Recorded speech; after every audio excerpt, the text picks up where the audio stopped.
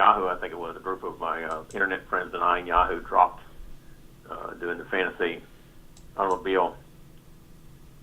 And a lot of the fantasy racing stuff is like fantasy football and stuff where you get a salary.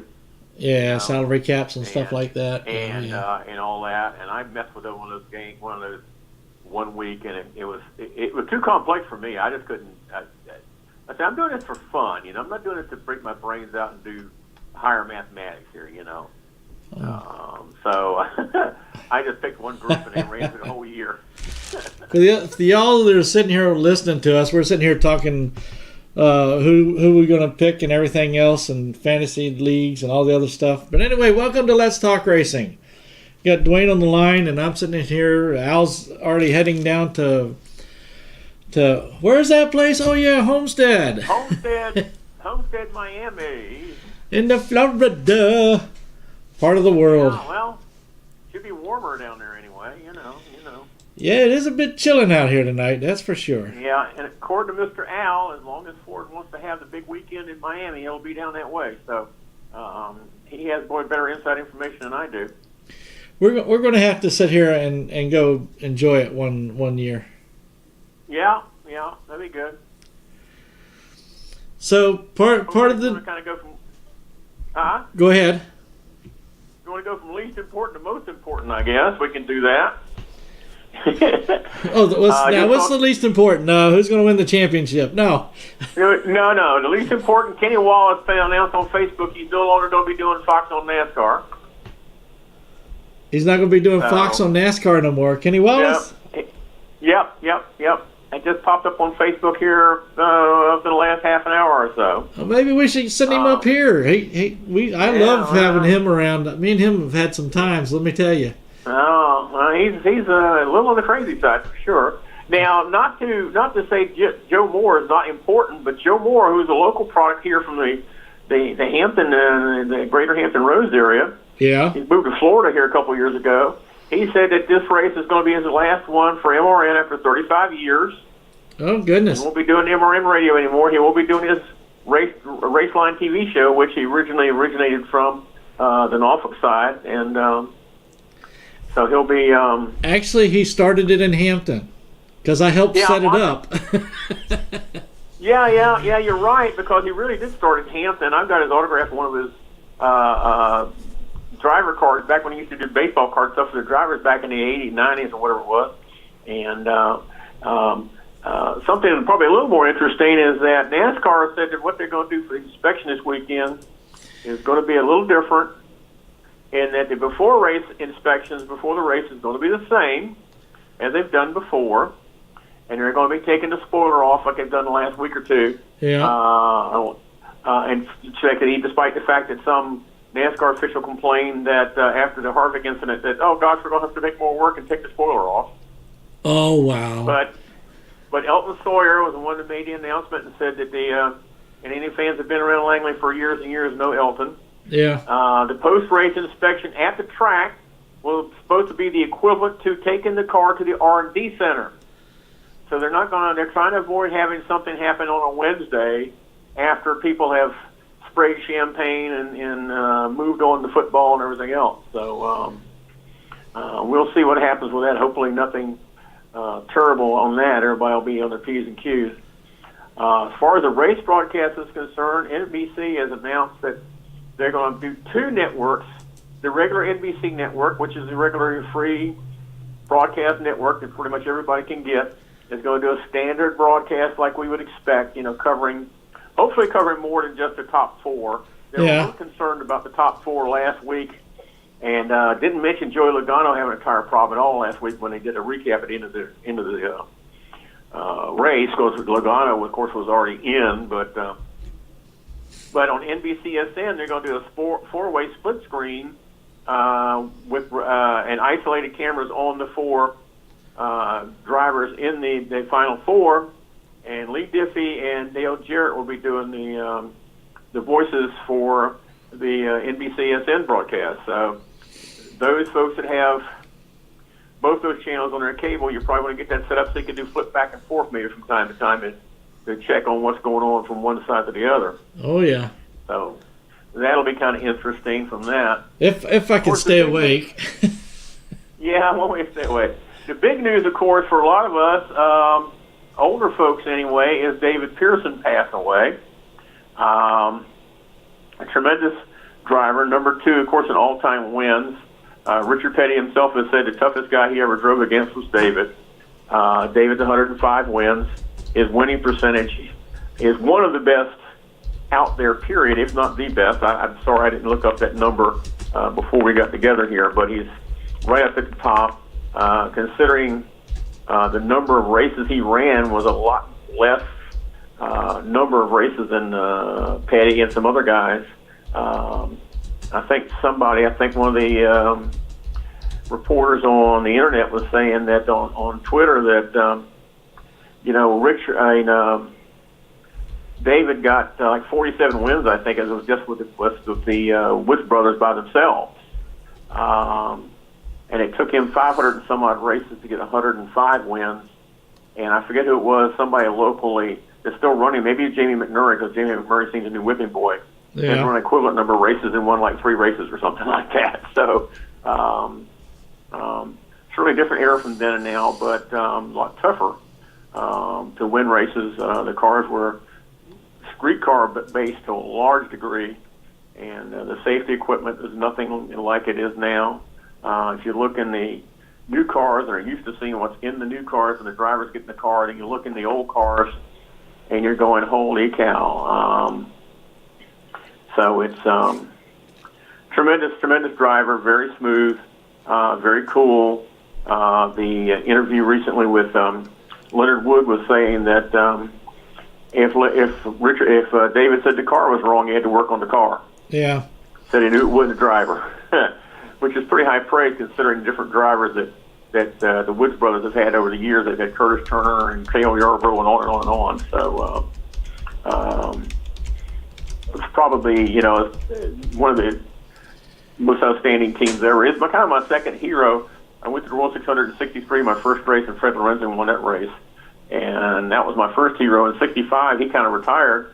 And a couple years later, David Pearson was driving for Ford, and then I kind of went with that. So couldn't go wrong with David Pearson for a while. So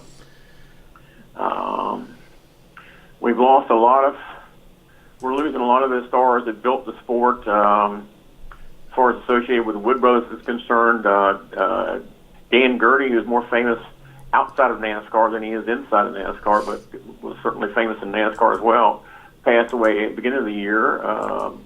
Drove for the Wood brothers and won about 4 or 5 races in a row in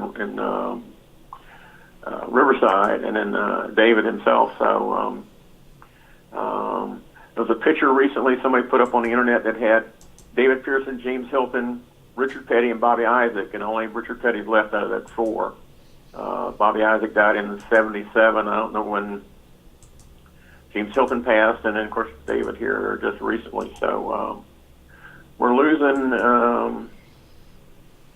our big names. David was a shy fellow. I did get his autograph in 1977, and he wasn't a big talker and all that kind of stuff. He wasn't like a Richard Petty as far as, but he would accommodate people for autographs and stuff like that. So I did get his autograph. So yeah. So that was a big deal. I was a younger fellow, obviously, back in those days, and I was going to post that picture and scan all that stuff I have of my pictures of the races at Langley when they ran there, but I've got computer issues right now, so I had to be a later date on that. So. Yeah, I was noticing Mary Pulowski. She's jumped on here, and and I seem to think I saw her jumping ship as to who she was going to root for. She's usually a 78 fan, and she said something about she thinks 18's going to take it. So I don't know, Mary. Interesting on the TV show on I guess it was NBC that they had people voting. The fans could vote, and Joey Logano was kind of the fourth guy in. They were saying that Kyle Petty was saying that the big 3 and Logano is the 4th guy, so there wasn't going to be big 4. But he thought Logano might win it. Somebody else was saying the 18. The 78 would be an interesting situation. I'm rooting for Mr. Harvick, but the 78 would be an interesting situation. A team win the championship, and they're going out of business. Yeah, take and win the championship and shut down. What the heck? Yeah, not a good look for NASCAR. You know, that would generate a lot of press and non-racing press, but it wouldn't be very flattering. So, kind of showing that the financial model is not necessarily the best model that things are running on right now. And Mary is now saying it's either going to be Harvick or Martin. Is who she's going to root for. Yeah, I you know, doing the fantasy NASCAR fantasy thing, and when the playoffs started, they'd pick your champion. Who you think will be champion? And when the playoff part started, and I picked Harvick, so worked out pretty well for me. The 4 drivers I had active last week, I finished 1, 2, 3, 4. So that's probably never happen again for me. But like a trifecta, but on the quad side. Quadfecta. Yeah, whatever that is. That's if you were at a horse track and did that, that'd be some money, I'm sure. But I don't know where I am on the yearly thing, but I just do it for fun. You know, we're not doing it for fun. In fact, we've got a couple of people that joined in. We're not 100% sure who those people are, so we've got a couple of new ones in. So we'll have to see. And you know, I don't know what we're going to do after this weekend. We want to be racing to argue about for at least a week. Well, I mean, there are going to be other races. Was it Myrtle Beach has a race coming up, and yeah, I mean, Butterbean McQueen was saying he was going down to Myrtle Beach or someplace. Saw a picture on his Facebook feed. He got his Ford lined up, so he's going down that way. That's what I should do is call him up real quick. Yeah. He's got his Ford all lined up. They had all pretty, and the picture posted on Facebook.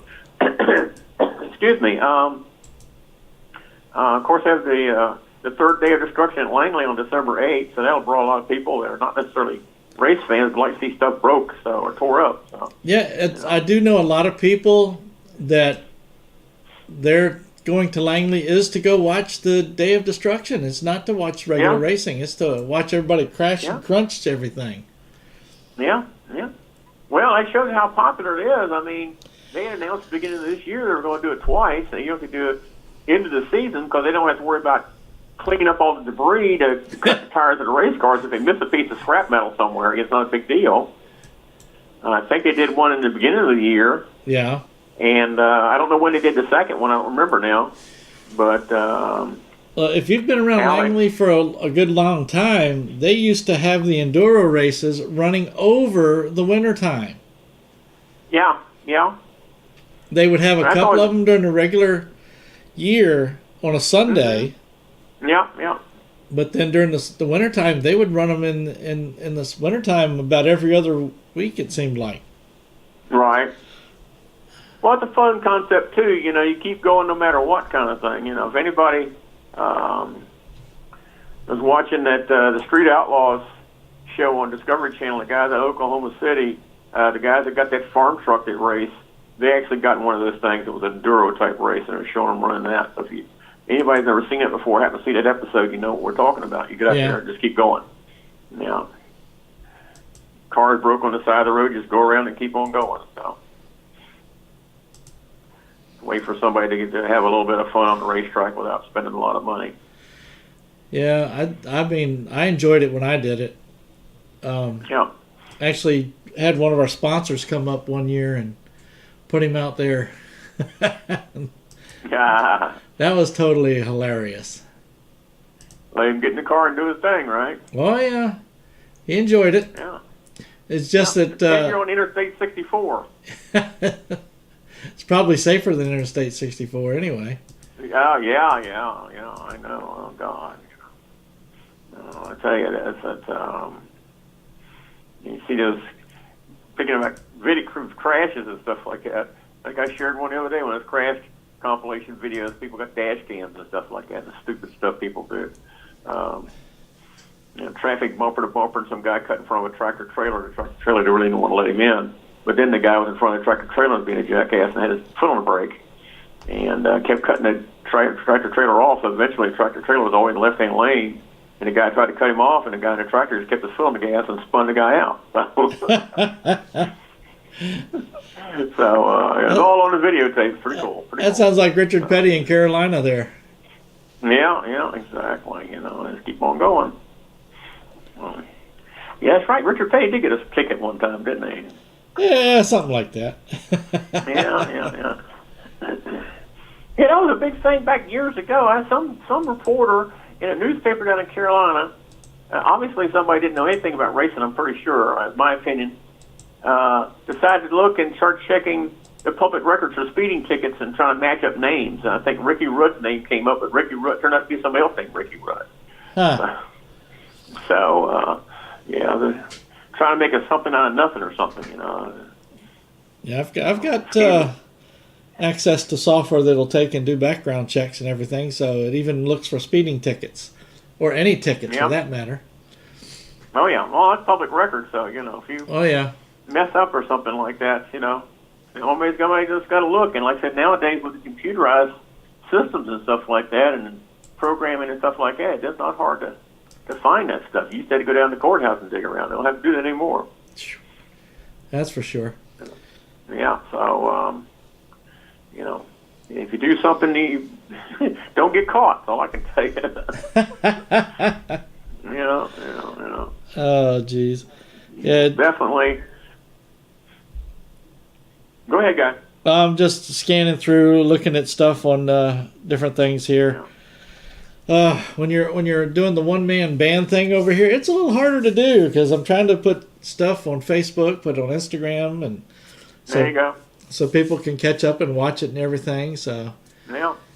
Well, right now I'm down to my phone, and my iPad went defunct on me a few weeks ago, and my family's talking about replacing that for me. I don't know what's going to happen. And I tried to use my laptop the other day with the David Pearson thing. I got some pictures of David Pearson racing Bobby Isaac back in '76, I think it is, at Langley. Some great couple great pictures. Probably one of my best pictures I ever took. Panning the car through the track, and I wrote on the back of what went on during the race and all that. So I had the picture of David at the Ford dealership talking to some of his crew members and stuff like that. When they replaced the engine, they'd been in Beltsville, Maryland the night before and blew up a Boss 429 and swapped the engine out. Yeah. And I had a color picture of that engine someplace. And then I got his autograph. So I wanted to scan those in and put those in one of my Facebook albums, but didn't happen, so it'll have to be at a later date for that. So it's not like you ain't got a lot of time to do stuff. Yeah. You get the electronic. If your electronics don't want to work, you're trying to back into the Stone Age. Yeah, pretty much. Well, it seems like the Stone Age anymore. What was 2 or 3 years ago? I mean, of course, my laptop wanted to work back in those days. So, run across photographs, digging through stuff, looking for something that I didn't want to scan in and stuff like that. So we'll get it done one of these days. So how are you living all this nice warm weather we've got? I'm kind of restricted. I'm going to physical therapy for my knee surgery and getting better with that. I'm not as flexible as I'm good, a pretty good condition, not as flexible as I would like to be and my physical therapist would like to be, and she's beating me up. Yeah. Went to see her this afternoon, so I'm pretty sore right now on the one leg, but so I'm staying in the house pretty much. I'm not a cold weather fan, and so I'm hanging at the house here, and I have some of my kids will be coming in town here next couple of weeks and do a little early Thanksgiving type thing. Just have the kids in town. The important part. Yeah. That's as far as doing the fancy going out to eat and all that business, we're not into all that stuff. That's just we've done that in the past when we were visiting relatives out of state, and it's just a lot of money and a lot of hoorah. And we're just at that point where we're fine, we're here, everybody together. That's all we need. We don't have to get fancy. So. Anyway, let's see. Mary, she's just telling me, I'm watching on the screen here. I forgot to scroll down. I said, holy Christ, I got about 8 messages here. That's good. The 78 team are friends and her buddies as well. Alex, Okay. her son, has always been a Harvick fan since Dale Sr. died. Right. Let's see, there's more to it than the money, but Barney and the team is not publicly saying anything. Yeah. And so he has a new hauler truck to take to Myrtle Beach. Yeah. And Well, now, part of it was from when they did the interview on TV here back a week or so ago. Asked Mr. Visser, said, "What's the deal? When did you know that you weren't coming back?" And he said, "Well, 5 Hour Energy said we're not going to do this anymore. I have a suspicion 5 Hour Energy got some new CEO or something like that. This is very classic, and I can't vouch for that one way or the other, but classic what you see like GoDaddy years ago. yeah, They had all of a sudden they had a new CEO, and guess what happened? The new CEO says, "Well, we're going to go a different direction. That's code word for we ain't spending that money on you anymore." And that's classic on these big companies that are sponsoring people, and somebody you get a new head honcho in there, particularly at the head of the company, and they're going like, "I don't know, what are we wasting our money on racing for? And go some other direction," kind of thing, as they say. So I don't know what the deal is on that. The other stories that were flying around when all that was announced was that Joe Gibbs upped their fees for everything they were doing. And, of course, they had were renting the pit crew, the at-track pit crew, over the wall crew yeah, from JGR, because there was a big argument about that. The team members were fighting with them and one of the Gibbs teams, and turns out they all worked for Gibbs. So, which is nothing wrong with that. NASCAR doesn't care. We'll probably never know. I mean, somewhere along the line, somebody will write a book 10 or 15 years from now, and it'll come out. That's how that stuff goes. Like I said, the financial model is not. The joke has always been, if you want to make a small fortune at racing, you start out with a big fortune. oh yeah, that's always been anything when it comes to racing.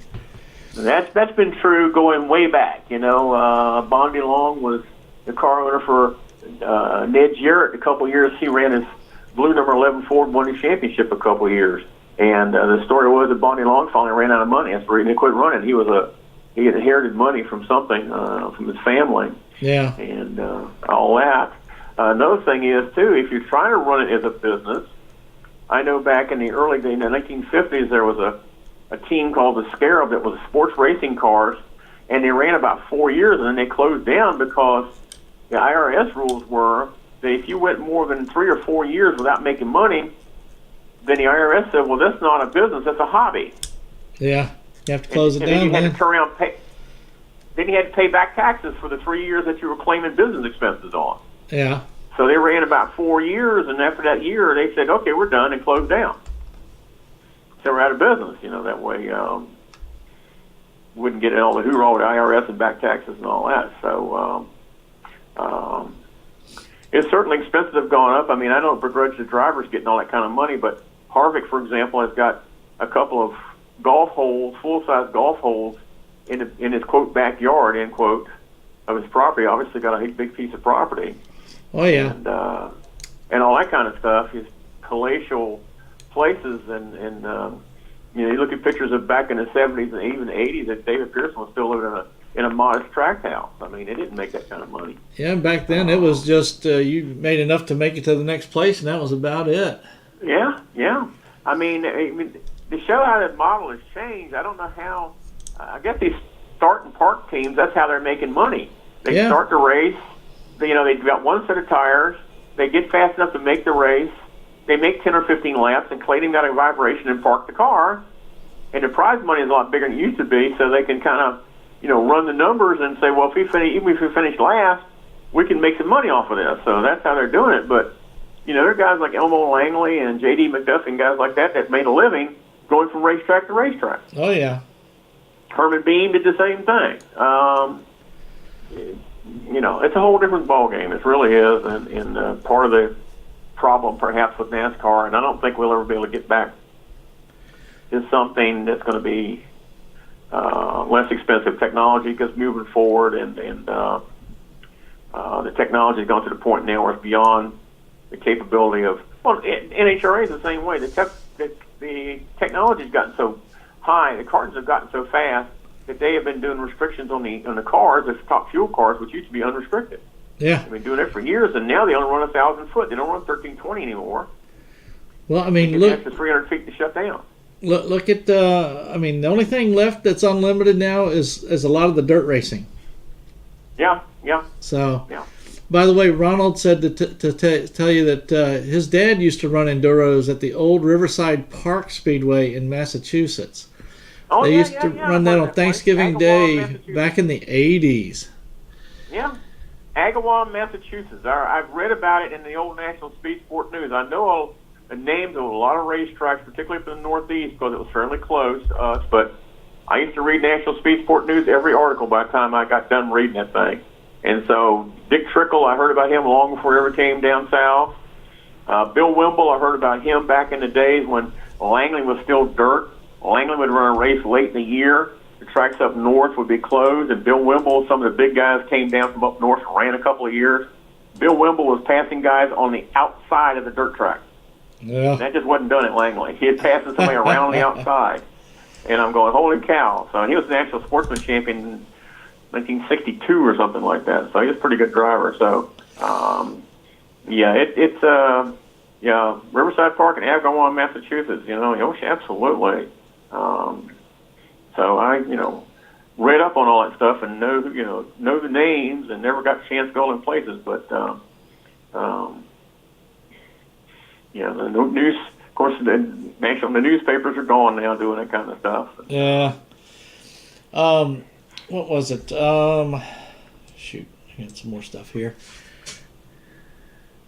I had Mike Joy be his co-pilot in a bag race one year. Oh wow! Oh God, I remember talking to Mike Joy. Up at one of the Saluda races. I remember talking to him for quite a bit. Oh yeah. I don't know what it is tonight. For some reason, we keep losing the signal popping out of here, and I don't know if it's from the PC or the router, but it just keeps popping up and down. And I made sure I reset it before I even started tonight. Yeah. Your signal's missing a little bit, but yeah. Mike Joy's one of the, you're talking about losing drivers and stuff passing away, but Joe Moore's retiring. He's, very knowledgeable, but I think he started at Langley Speedway. I think he was like you said, he worked in Hampton originally on a radio station. He had a radio station in Hampton, if I remember, for a while, and all that. And so he's retired for 35 years. Mike Joy's been around for a good long while, and he knows his stuff. Yeah. And some of the guys we grew up with, when ESPN was first carrying races, had Larry Newber. He's passed away several years ago. His teammate quit doing pavement races. I think he does dirt track stuff and stuff like that now. So it's, we're losing a lot of knowledgeable announcers and stuff like that. And then we're getting some people like the Waltrip brothers who love to hear their own voices, but don't contribute anything to it, So people always said, "Well, I don't watch the race anymore. I listen to the radio while I'm watching the race," and that's probably still going on that way. So. Oh goodness! You going to try to make it out? Do you think you'll be healthy enough to come out for the final day of destruction this year? Who, me? Yeah, you. You're the only one in here other than me I can talk to. All right. Well, anything's possible. I'll be totally released out of doctor's care into the month. We'll just have to see what happens with that. Like I said, I'm not a cold weather fan, so we'll have to see. But I'll be free to move about the planet after a couple more weeks. So I'll have to get up with Chuck, see if we can snag part of a skybox or something. There you go. That would work. Or just get in touch with somebody we know that has one. What the hell? Absolutely. You know some people around that place. No, I don't know nobody. You don't know anybody? Oh my goodness. I don't know anybody. I just go up and sit up in the nice warm media box. There you go. Well, that'll work. Oh gosh. Yeah. Most of the time when I'm out there, I'll spend time with with Lumno or some of the other drivers, and when I go to actually stop in the media box, it's when I'm heading up to start spotting for Paul or whoever. Let's see. A couple other things. I was talking with the Potters, and looks like Alicia is going to take and do a few late model races next year. That's what Stan told me. He was going to do a couple of races for her on that. Yeah. She's looking forward to the truck class next year. Yeah, she'll still compete in that full time. Some good experience underneath the belt, and I think she's, my opinion, I hadn't had a chance to watch her run, but having talked to her on the show and all that kind of stuff, and talked to her dad a few times, that like I told him one time on the show, I said, he's got a racer on his hands. When she wrecked that truck and she wanted to get back out there and racing, I mean, there's some people that are fine until they have their first accident, and then they just, park it and go home, Yeah. And she wasn't that way at all. So I said, Dad, you got a racer on your hands, or that girl wants to race. So I think she's really, get to the point now, got some experience where we're going to see something out of her, I think. Got some confidence built up, got that little, accident situation taken care of, and, got through that okay, and got her hands dirty putting the car back together and all that. So be looking forward to that. We're really starting to see a lot of young ladies coming into the sport, kind of like my profession, back years ago was all men. Now it's a tremendous amount of women in the my profession, and we're seeing a lot of that in racing now with a TV show with Hallie Decker, I think the girl's name was. Her daddy apparently is a dirt track motorcycle guy. Hallie Deegan. Very famous in his thing. I'm sorry. Hallie Deegan. Hallie Deegan, yes, right. Her dad apparently is a big theme in the dirt modified or dirt motorcycle, arena, and very popular and very well known in that. So that's the reason she was qualified on the pole of a dirt track race there this past year, and of course won that race the next weekend or something like that on asphalt. So so when we're seeing, and I think Venturini's one has been running. He's got 2 or 3 different cars running with all female drivers in it, I think. Yeah. So going to be a whole different, interesting situation there. There's a lot of new names and new faces. It's going to be kind of exciting from that aspect. And some more news for you. It looks like we're going to get Terry into the Chili Bowl. Okay, good. We got some stuff put together. I think the only other thing we got left is like looking for some tire sponsor or something like that, and then cool. She'll be ready to go out there and all right. Be like 2 different races. She'll race one of them's on December 15th, and then she'll use the same car and race it at the Chili Bowl. Cool. That'd be good. That's from what I hear about the Chili Bowl, that is everybody and your uncle shows up at that place. So that's a tough deal. There'll be approximately about 400 cars out there ready to try to do some racing. Holy cow! And it's inside this. It's inside of a huge ass building. It's all raced inside. It's not outside. Right. I'm familiar with I don't know where the facility is. Don't recall where it is, but it's a midget race, right? Yeah. Okay, now people, we're not being politically incorrect. The cars are called midgets. We're not picking on little people. But Abreu feels at home there. Yeah. And back, if you go back to the open wheel days back in the day before, we still had the roadsters and stuff like that, and had the Indy cars. They were called the big cars or championship cars, and they had championship upright cars that looked like an overgrown sprint car, what they call sprint car nowadays. Sprint cars were called big cars back in the day. They called them sprint cars because they were sprint races, 50 laps and stuff like that. Yeah. And then the midgets were a smaller version of that, with a lot smaller car and a lot smaller engine. So, and then you got quarter midgets, which apparently become a big deal for a lot of the NASCAR drivers getting their kids in now. They built some tracks down in Carolina and stuff like that. The quarter midgets were not a big thing years ago, but it's another venue for kids getting into circle track racing. So. Also on the Terry front, she's going to be running the 410s up at Knoxville again this year. This coming year. Let's try that. Yeah. Those sprint cars, I've never seen them in person. I've seen them on TV, but we're talking about an engine. Let me tell you. 410 cubic inches, right? Huh? 410's 410 cubic inch engine, correct? Well, yeah, sort of, kind of, maybe. Yeah. That's one of them But anyway, things. so That's 1,000+ horsepower engine inside that sucker. well, that's the thing. That's a smaller engine in the Cup car, and of course it's got pretty much no restrictions to it. And you're talking about a little short wheelbase sprint car, and the guys come out of turn 2 and stomp it down the backstretch and pull the front wheels off the ground. That's about You're right. going, holy cow. You know, I mean, holy mackerel. That's one of the things that they talk about. You can keep a left wheel on the car for almost a whole year and never use it. Oh, yeah. Oh, yeah. Oh, yeah. Oh, yeah. Oh, yeah. Yeah, oh, God. You could always tell when a guy was on a dirt track and he had the left front tire in the air. I remember Gene Lovelace was running at Langley back when it was still Dude Ranch. That's how far back this goes. It was a Dude dirt track, and he was leading the race, and his left front tire for some reason came off. He led 2 laps with no front tire on the left front. Yep. Because he had an error anyway. So, his tie rod broke and he hit the wall. So, well, I that remember. always stuck with me. What was it the USAC guys that we had out here? If you watch the videos on that, most of the time when they were going through the turns, there was no left tire touching. Oh, yeah. That left front tire was just there for the air.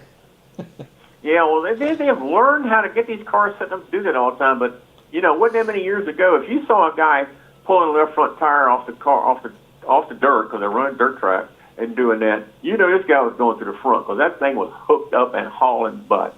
And it was just impressive. You'd look at that thing and going, how in God's green earth? This thing is sideways, slinging dirt, and the front tire's in the air, and spinning about half speed. So it was a pretty impressive sight. And it's for a stock car now. Of course, the old modified, the tires kind of stuck out a little bit. But back in the day when we had all that fun with the, you know, and of course the modifieds at one point were pretty much unlimited. Yeah. Fuel injection and all that kind of business. I remember a guy, I forget who it was, won a modified race at Langley back in the 60s. The announcer kept saying fuel injection, fuel injection. I'm looking underneath the hood because you could look underneath the hood on those cars. Yeah. And I didn't see the 8 pipes sticking up. So I purposely, for a few times I went in the pits. After the race, I walked around and went out into the pits and looked at that car, and it had the Corvette fuel injection, which, you know, it's got that shoebox like sitting on top of the manifold, right? Yep. And the guy was saying, he's going to run out of gas, run out of gas. And they had the car on a trailer, and they opened up the drain on the gas tank and drained out about 3 gallons of blue Sunoco 280 racing gas, or street gas. That's what everybody used was 280 Sunoco. And so everybody else was running out of gas. So things have changed. Oh, gosh, yes. What was I getting ready to think? Oh, the girl I sent you the information about for next week that we were going to try to have this week, but church got in the way. Okay. She's getting into racing. She's they're building a dirt late model. And cool. check this out. One of her gigs is she's a singer. She's a guitar playing singer, and I've heard some of her stuff, and she's pretty good. And she's down in that part of the area, down in Nashville. So she loves racing, and she decided she wanted to start trying to do it and sing right along with her. I mean, geez. She could take and go to a track and have the entertainment gig and racing gig all at the same time. Yeah, might beat beat out Kyle Petty. You know, Kyle Petty went singing for a while and didn't race for a little bit, but I don't know how. He wasn't that good at either one, I don't guess. Not top of the line anyway. But well, she's got a couple of good friends that I know, so she's in good hands when it comes to the racing side. Good. In fact, it's one of the people we usually talk about that we say, hey, he almost won a championship and never won a race in this new format too. Yeah. Something about a 31 car or something like that. Yeah. Yeah. That'll be interesting next year with them change some what NASCAR changes and stuff like that. New driver in the 6 car, leaving the 31 going to the 6. Chad Canal's going to be running with the kid, the 24 car. So that'll be interesting. We'll see what Jimmy Johnson does with his new crew, crew chief, and all that kind of stuff. There's a lot of them jumping around. Yeah. Benedetto's going to another car. Yeah. Well, 40. Not 42. Yeah, 42 car. Where is he going? Chastain's going to be driving a 42 Xfinity car next year. Oh, it's the Xfinity car he's driving. Okay.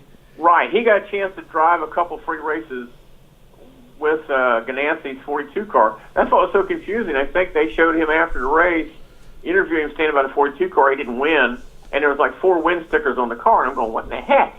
But Larson had driven the car part of the year, won a couple Xfinity races with it, and they had somebody else driving it, and then they put Larson in the car, and I forget his name, the watermelon guy from Florida, Chastain, and watermelon farmer, and so Chastain's got the chance. Priest, young man Priest, I think we've had him on the show. Ryan, yeah. He's going to be running Xfinity, I think, next year too. The 16 car, I think. Races, yeah, I think so. A couple of races I've seen him run this past year. I said, wait a minute, I know this guy. Watch him, and he's done really well. So. Brian Morehouse used to tell me a lot about Ryan when he was running modifieds. He says, "You watch out for this kid. He's going to do good." And eventually, he's gotten good where he's up there now. Yeah. Except he did get a chance to run an Xfinity race, a couple of different races, and I saw the name. I said, "Well, let me. We've talked about this guy and all this, and keep an eye on this guy." And he has done some good runs in the limited amount of offers. Chances he's had to run Xfinity, so it'll be interesting. At least now I'll have a couple of names I'll know about. Running in that series, because I said that series is supposed to make a name for where names are made, but the only names that are made are guys from the Cup Series are coming down and running Cup Light, as somebody called it, and kicking up all the kicking the little kids in the butt, and taking their lunch money away from them. So yeah. Well, I don't know how you. I'm going to have to put on my minister hat and the Dr. Roger Brehm, the Reverend Dr. Roger Brehm. Let's get it all the way in there. And pray for Timothy to get that. I think he might be having a shot at the truck ride at GMS. Well, that would be good. I think I've seen. Didn't he get a chance to run that truck once or twice? Yeah, he won at Talladega. Remember? Okay, yeah. I know he had a couple of chances and had done real well. So he was one of the spoiler boys. He wasn't in for the championship, but he won the damn race. Yeah, well, that's a good thing. That's fun. I like that kind of stuff. Mix it up a little bit. Some people say, well, everybody loves a dynasty. The Redskins, or the New York Yankees win all the time, and the Dallas Cowboys, and blah blah blah. I'm going, no, I like it mixed up. Yeah. I'm sorry. Maybe I'm just contrarian. I like it. Even though, I might see a guy I like a Harvick or David Pearson or Fred Lorenzen or somebody, who it was. Yeah, you want to take and spread the wealth, spread the winning. Yeah. It's and I hate to beat this dead horse. Put them all in the same car with the same engines and let driving talent rule. Yeah. The cost of the sport would be so damn cheap. Yeah. Well, like I said, even if it's some guy that I like, it'd be nice to see somebody else win because it's fun. It really makes it fun. It gives you a reason to kind of talk about this, what's went on. You get somebody who you haven't seen before and outrun some of the big names. I mean, it's not, everybody's got a lot of wins. You look in their resume, they've got wins where somebody broke and somebody else won and stuff like that. That's been going on forever in automobile racing, but a lot of times you'll see a guy, he just run head up with the big name and beat the guy, and that's fun, I like that kind of stuff. It mixes it up. It keeps it more interesting. You're going to say, well, this is the favorite for this race, but you never know, the quality equipment has spread farther and farther down the field. You still got teams, half the field legitimately, you can't expect them to win the race. I mean, they all want to, but they just don't have the resources or the equipment to do it. You've seen a couple of the guys blow up engines in the last few races. And I think it's been some of the smaller teams, and we've gone for a good while without seeing any exploded engines for a good long while. Yeah. that used to be a regular occurrence. That's the reason they went to dry soap oil pans and all that business. Quit dumping all the oil on the track. And then last couple of races we've had blown engines, and so these guys are, ran a non-sealed engine because they were just putting parts together and running what they had. So I like it mixed up a little bit. You're gonna see your big guys in there. Like I said, the big three and then Logano. And that was something, at least you had a couple of different drivers, 3 different drivers. Who's one of these guys going to do it? And that kept things interesting you could talk about. And then somebody else could sneak in there. But, if you get 4 or 5 guys that are, racing for something, you're going to see, it's going to be fun to watch. Because it's competitive. And that's the whole thing. That's the reason we sit up in the stands and pay our money and sit up there in the cold weather and freeze, or sit up there in the summertime and get sunstroke, and to watch, watch 3 or 4 guys go for it, or girls for that matter, because that's the way it's going nowadays. And there's nothing wrong with that. And see who's going to win that darn thing. So that's what's fun. Mm. Oh, goodness. This doggone signal keeps bouncing in and out. I have no clue what is up. Yeah, you're breaking up a little bit for me when talking to him. Yeah, I mean, I'm sitting here watching the video, and then all of a sudden it'll say, lost video, and I'll flip over to check the signal, and it's showing green, which means it's supposed to be getting through. So I don't know if it's a Facebook thing. They've got a new thing they're starting out now, too, I noticed when I got ready to start the video. Yeah. And it's like you can create a party, a video chat party. And it's you schedule some different videos to watch. Mm-hmm. And it's like everybody's sitting in a movie theater that you can throw your 2 cents in and talk about the video. Wow. Well, they keep changing that anyway to keep it fresh or whatever, because I know when I'm trying to post stuff, went for this last update on Facebook, I'm going, where is my albums at? I had to figure out how to find my albums, so they changed that around in the last year or so. And then I found it, and I'm going like, well, I did that selection, and I don't see my thing for my albums. Where the heck is that at? So it's driving me crazy, and I finally started flipping around and sliding stuff back and forth on my camera screen. I said, okay, there it is. I got it hidden. It doesn't show up. You got to dig for it a little bit. Well, now here's the other kicker. Now, on some of the websites, I have albums on some of the pages or from Facebook on those, and then when Facebook goes through and changes this stuff around, all of a sudden, bang, you got pages on your website that no longer work because Facebook changed their stuff around. Well, yeah, I don't know. It's so now for I had now even with YouTube they started doing that. Now I've got software now linked into what's called an API, so that I can get them all to coordinate. So anytime it changes, it'll automatically change with it. Yeah, I know they changed stuff around. I was back a few years ago when I had a bunch of my photographs I did when we did some cruises and stuff like that. And I tried to post the photos pretty much in sequential order. Now, of course, on my camera they're in sequential order when I took them. So I was trying to post them, going through, trying to tell a little bit of story. We got on the boat, we got off the boat, this kind of thing. And Facebook was scrambling the stuff up. I mean, I put it on there, and it's supposed to be setting by the timestamp that's I was going to say there's a digital photographs, and wasn't doing it. There's a check mark that they can do that too, so I would figure it would have worked correctly at least.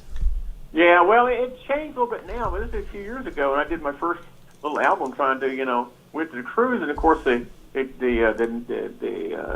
timestamp is in the digital. Even if it wasn't on my camera, I mean, it was a camera, not my phone.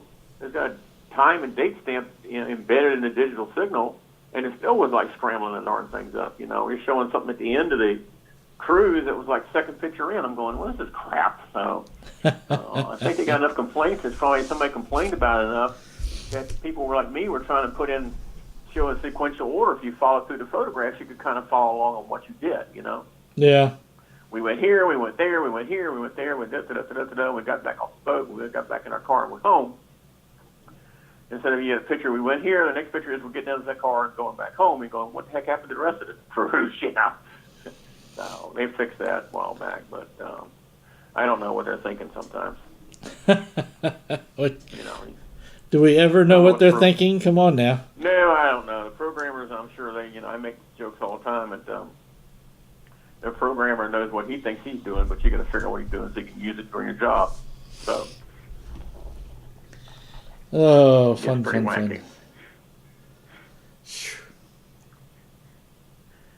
Oh, jeez. I didn't realize Al had sent a text in about calling in about Pearson. Oh, sure. Monty Dutton actually did about 3 different stories online, and I posted all those to my Facebook page. 3 different...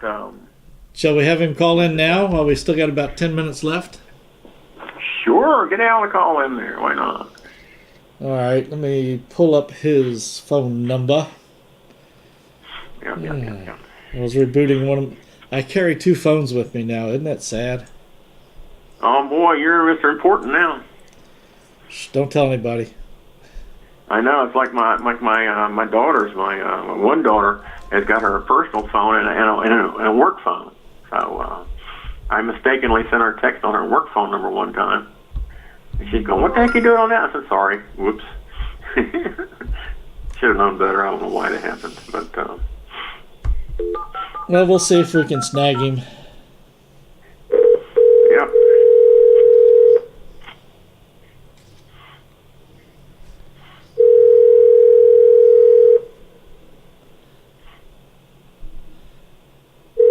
See if he recognizes the number.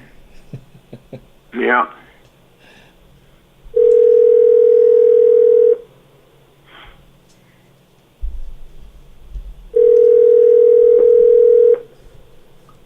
Well, I've got your 2 online numbers in my phone. It's This really call has been forwarded to an...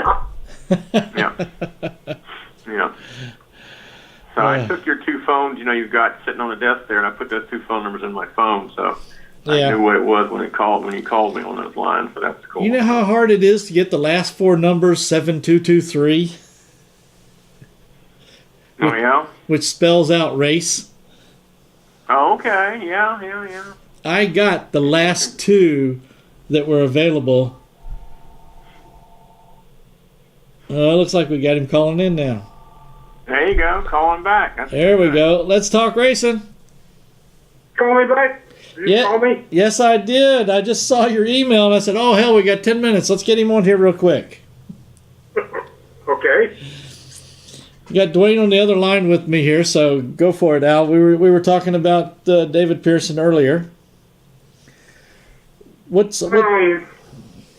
I don't think his passing is any great surprise. He'd been in failing health for quite a while. I think a number of people kind of expected it. That does not lessen the impact. It certainly doesn't make it easier on his family and friends and anybody that either watched him race or was around him. They've all been touched by the man. He was, it's hard to say. It's almost impossible to say who was the best driver of all time. But Richard Petty said that Pearson was his toughest competitor. Now, that's not exactly saying he's the best I ever raced against. He simply said Pearson was the toughest competitor I ever had. Petty also told me a couple of years ago that if Pearson had gone down to the corner at Daytona and turned right in turn 1, Petty would have turned right and gone right behind him. And I said, "Well, why would you do that?" And he said, "Well, I figured if Pearson was doing it, that was the way it should be done." So Richard Petty was a huge David Pearson fan. I'm at Homestead now, or I'm in Fort Lauderdale. I'll be at Homestead tomorrow, and hopefully Petty and Dale Inman will be there. Hopefully Leonard Wood will be there. Hopefully the Wood brothers will be there. Eddie and Lynn. Richard Childress, I think, raced against him. I think I'm right when I say there's nobody who will be in Sunday's race at Homestead. There's nobody who will be on the grid that ever raced against Pearson. I think that's right. I know Jimmy Johnson's been around a long time, but I think Pearson was gone well before Jimmy showed up, and so I don't think anybody on the grid Sunday will say, "Yeah, I remember Pearson and I did this and that and the other thing." Maybe an exhibition race when a kid was 15 years old somewhere, but yeah. In real competition, I don't think so.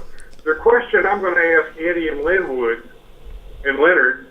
is, at the height of y'all's career, at the absolute best time that you and Pearson were together, if y'all had run the full schedule, either 28 or 26 or 30 races, whatever it was, how many championships would y'all have won?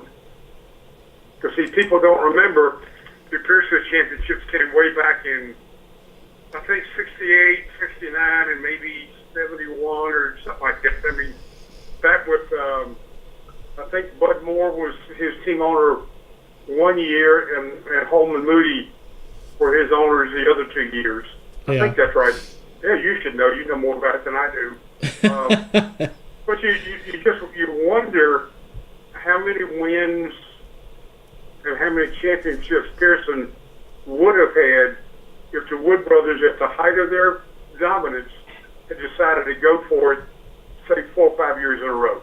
Yeah. How many would they have won? So, you don't know.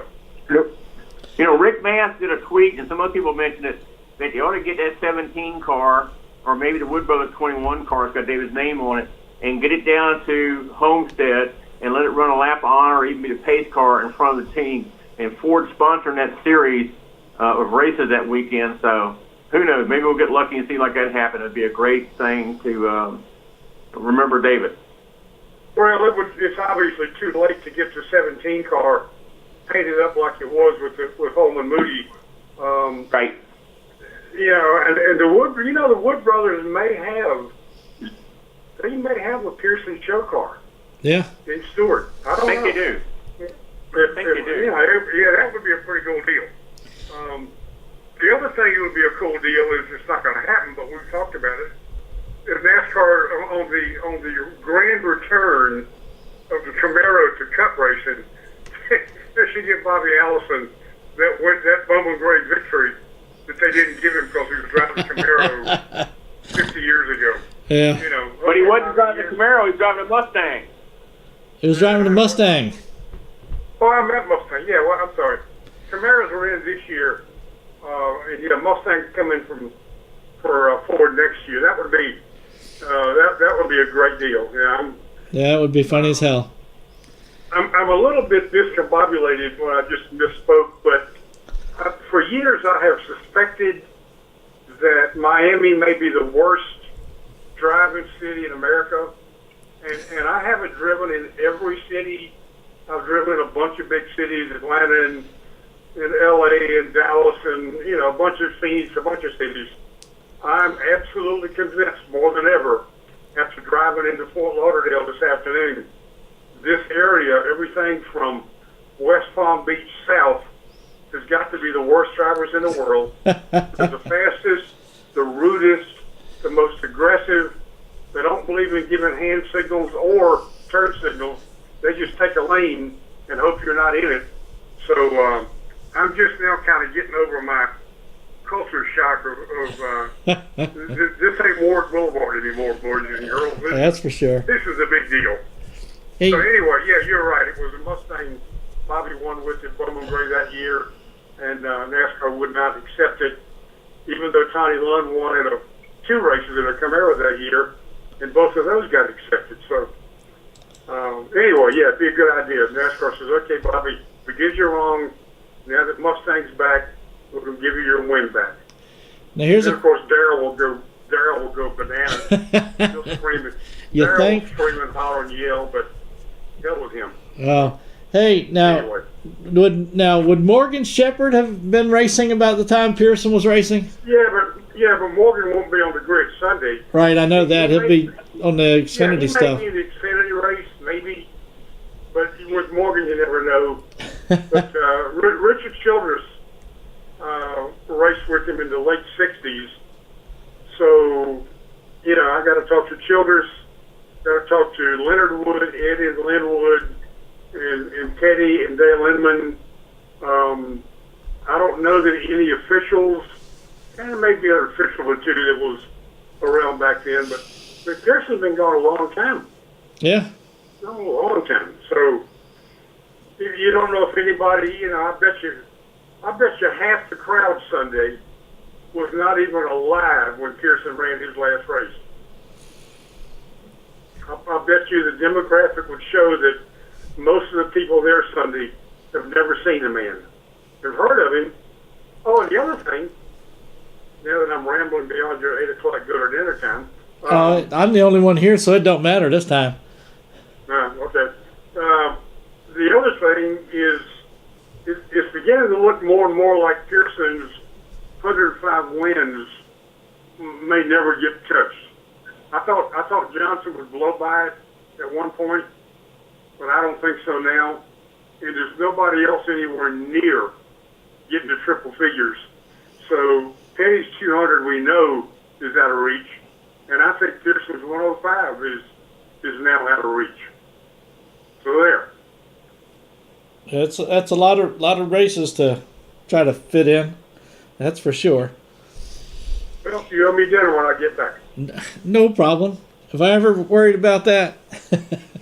No. They have also slightly. This is for you, Roger. I mean, this is between you and me and the rest of the world.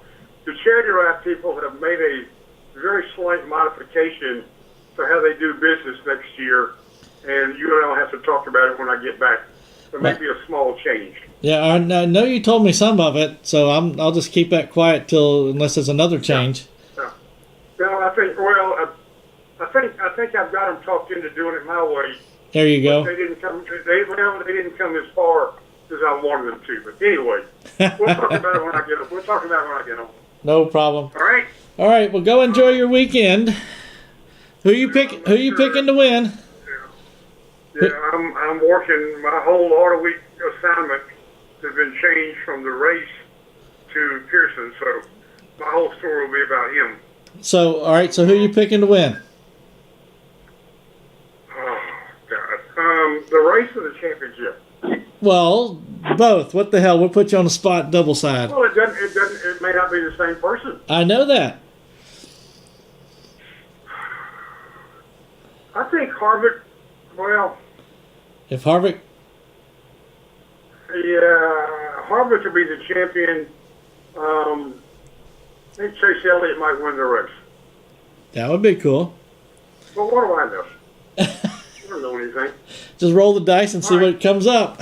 All right, I'll talk to you next week. All right. And one more thing: if I do not have a completely overflowing house full of guests next Wednesday,